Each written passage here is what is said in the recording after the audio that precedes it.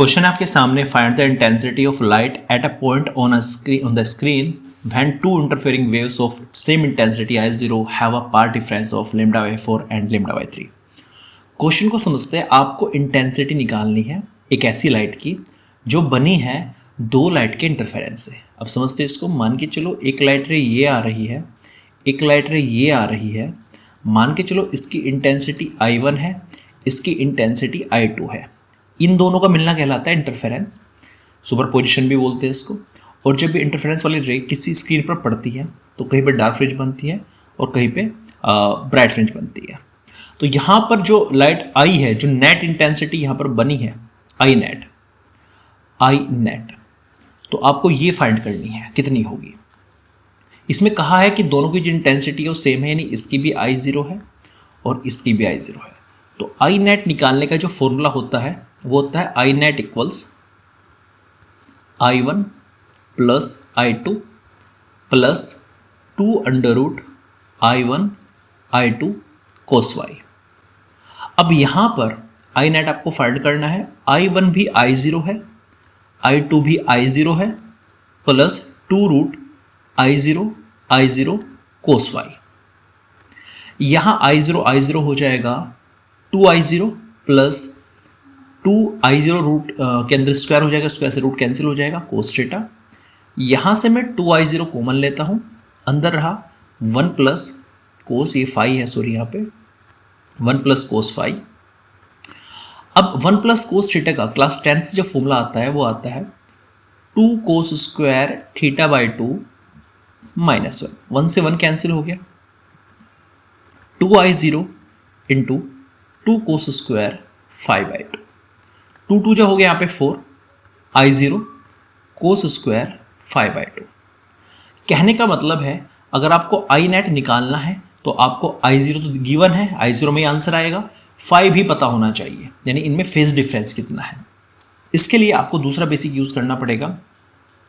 Phase difference का जो formula होता है वो होता है 2π/λ इंटू पाथ डिफरेंस, ये फॉर्मूला होता है। अब पाथ डिफरेंस दिखाते हैं डेल्टा एक्स से। अब यहाँ दो तरह के पाथ डिफरेंस आपको देखने को मिलता है। पहले क्वेश्चन में है λ/4 और दूसरे क्वेश्चन में है λ/3।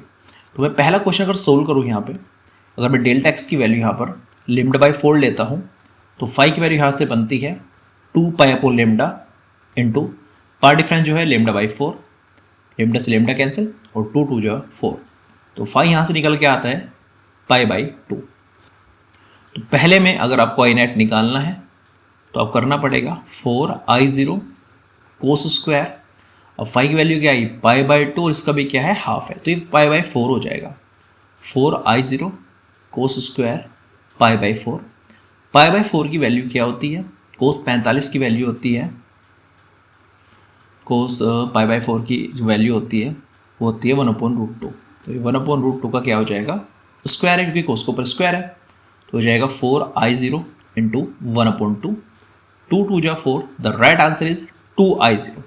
तो जो पहला पाथ डिफरेंस है जो डेल्टा एक्स π/4 है उसके लिए जो आई नेट की वैल्यू निकल के आती है वो 2I0 निकल के आती है।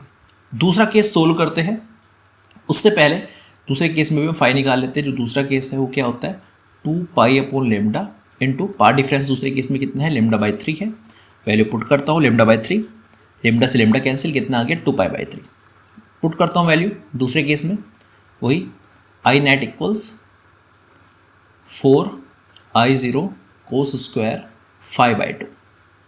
अब यहाँ पर जो वैल्यू है वो पुट करता हूँ मैं, जो 5 की वैल्यू है, आई नेट हो जाएगा 4I0 कोस स्क्वायर और यहाँ पे 5 की वैल्यू है 2π/3/2, 2 से 2 कैंसिल हो जाएगा, तो ये हो जाएगा 4I0 कोस स्क्वायर π/3।